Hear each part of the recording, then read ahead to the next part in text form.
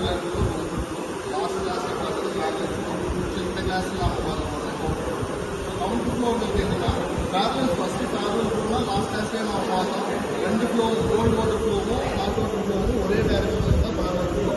இதே counter flowங்கிறது hot water வந்து ஒரு டைரக்ஷன்லயும் சப்போஸ் வந்து பார்த்தீங்கன்னா hot water இந்த டைரக்ஷன்ல இருக்கு அப்படின்னா cold water இந்த டைரக்ஷன்ல இந்த டைரக்ஷன்ல இருக்கும். ஸோ ஆப்போசிட் டைரக்ஷன்ல ஃப்ளோ ஆகிறது தான் வந்து கவுண்டர் ஃப்ளோ. ஸோ இந்த கவுண்டர் ஃப்ளோவில் வந்து நம்ம எப்படி அட்ஜஸ்ட் பண்ணுறதுன்னா வால்ஸ் வந்து இங்கேயே கொடுத்துருக்குறாங்க. கவுண்டர் ஃப்ளோ வந்து பார்த்தீங்கன்னா V1 வந்து ஓப்பன், இந்த வால் வந்து ஓப்பன் இருக்கும். வாட்டர் வந்து அவுட்லெட் ஆகிறதுக்கு இந்த வால் வந்து ஓப்பன் கொடுத்துருக்கோம். அதுக்கடுத்து V2 வால் வந்து இது இருக்குது, இதை வந்து க்ளோஸ் பண்ணணும், க்ளோஸ் கொடுத்துருக்காங்க. அதுக்கு அடுத்து வந்து பார்த்தீங்கன்னா V3 வால் வந்து ஓப்பனில் இருக்கணும். V4 வால் வந்து க்ளோஸில் இருக்கும். ஸோ V5 வந்து ஓப்பனில் இருக்கும். V5ங்கிறது இது எப்போவுமே ஓப்பனில் தான் இருக்கும். அது வந்து ஹார்ட்டில் இருக்கும். ஸோ அது பேரலல் ஃப்ளோவாக இருந்தாலும் சரி கவுண்டர் ஃப்ளோவாக இருந்தாலும் V5 வந்து இது ஓப்பனில் இருக்கும். ஒரே டைரக்ஷனில் தான் ஃப்ளோ ஆகும். ஸோ இப்போ நம்ம டெம்பரேச்சர் திருப்பி மெஷர் பண்ணணும். டெம்பரேச்சர் மெஷர் பண்ணுறது என்னன்னா இன்லெட் டெம்பரேச்சர் வந்து இது என்னது ஹாட் ஃப்ளூயிடோட இன்லெட் டெம்பரேச்சர் T1 எப்பவுமே பேரலல் ஃப்ளோக்கு எடுத்துக்கிட்ட மாதிரியே இதுக்கு எடுத்துக்க போகிறோம். T1ங்கிறது ஹாட் ஃப்ளூயிடோட இன்லெட் டெம்பரேச்சர். அதுக்கடுத்து வந்து பார்த்தீங்கன்னா ஹாட் ஃப்ளூயிடோட அவுட்லெட் டெம்பரேச்சர் T2. ஓகேவா? ஸோ T3ங்கிறது வந்து இந்த இடத்துல வந்து இது T4 இருக்குது இல்லையா? இப்போ T4ங்கிறது வந்து பார்த்தீங்கன்னா இன்லெட் ஃப்ளூயிடோட கோல்டு வாட்டரோட இன்லெட் ஃப்ளூயிட் டெம்பரேச்சர். இது T4ன்னு எடுத்துக்கிறோம். T3ங்கிறது வந்து இந்த இடத்துல இருக்குது இல்லையா? இந்த T3 வந்து பார்த்தீங்கன்னா கோல்டு வாட்டரோட அவுட்லெட் டெம்பரேச்சர். ஸோ இதுக்கு மட்டும் மாறும். பேரலல் ஃப்ளோவில் வந்து இது வந்து T3ங்கிறது வந்து கோல்டு வாட்டரோட இன்லெட் டெம்பரேச்சராக இருந்தது.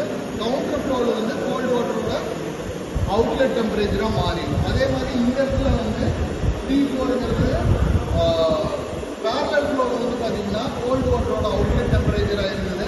இந்த கவுண்டர் ஃப்ளோவில் வந்து என்னவா இருக்கும் இன்லெட் ஃப்ளூயிடாக டெம்பரேச்சராக மாறிடும் கோல்டு வாட்டர். ஸோ இப்போ நம்ம டெம்பரேச்சர் அட்ஜஸ்ட் பண்ணிக்கிறோம். ஸோ இப்போ வந்து பார்த்தீங்கன்னா மாஸ்டர் டெம்பரேச்சர் ஒன்றில் வந்து பார்த்தீங்கன்னா 59 டெம்பரேச்சர் இருக்குது.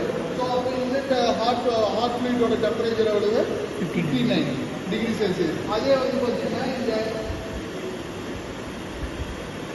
டெம்பரேச்சர் 2 எவ்வளோ இருக்குது 35 வருது. So outlet temperature of hot fluid வந்து 35. அடுத்தது T3. இது T3ங்கிறது வந்து எதோடது இதுதான் T3. இது வந்து அவுட்லெட் டெம்பரேச்சர்ல வந்து இன்லெட் கோல்டு ஃப்ளூயிட் வருது. அதுவே அவுட்லெட்ல எவ்வளோ இருக்கு 32. அப்போ 4 டிகிரிஸ் வந்து எவ்வளோ இருக்கு ஹீட் வந்து டிரான்ஸ்ஃபர் ஆகிருக்கு. ஸோ கோல்டு ஃப்ளூயிட் வந்து 4 டிகிரி செல்சியஸ் வந்து ரைஸ் ஆகிருக்கு, ஹீட் ரைஸ் ஆகிருக்கு. ஸோ இதை வச்சு கால்குலேஷன் பண்ணுறோம். As usual mass flow rate கண்டுபிடிக்கிறதுக்கு என்ன பண்ணுறோம்னா கோல்டு வாட்டரோட வால் வந்து ஃபஸ்ட்டு க்ளோஸ் பண்ணிட்டு 10 சென்டிமீட்டர் ரைஸ் ஆகிறதுக்கு எவ்வளோ டைமிங் எடுத்துக்குது. அதே மாதிரி சேம் ஹாட் ஃப்ளூயிட்டுக்கு வந்து வாலில் க்ளோஸ் பண்ணிவிட்டு 10 சென்டிமீட்டர் ரைஸ் ஆகிறதுக்கு எவ்வளோ டெம்பரேச்சர் எவ்வளோ டைமிங் எடுத்துக்குது. ஸோ இதுதான் வந்து பார்த்தீங்கன்னா கவுண்டர் ஃப்ளோ. ஸோ இது பேரலல் ஃப்ளோவும் கவுண்டர் ஃப்ளோவும் கம்பேர் பண்ணோன்னா எதில் ஹீட் ட்ரான்ஸ்ஃபர் வந்து எஃபெக்டிவ்னஸ் வந்து அதிகமாக இருக்கும் கவுண்டர் ஃப்ளோவில் தான் அதிகமாக இருக்கும்.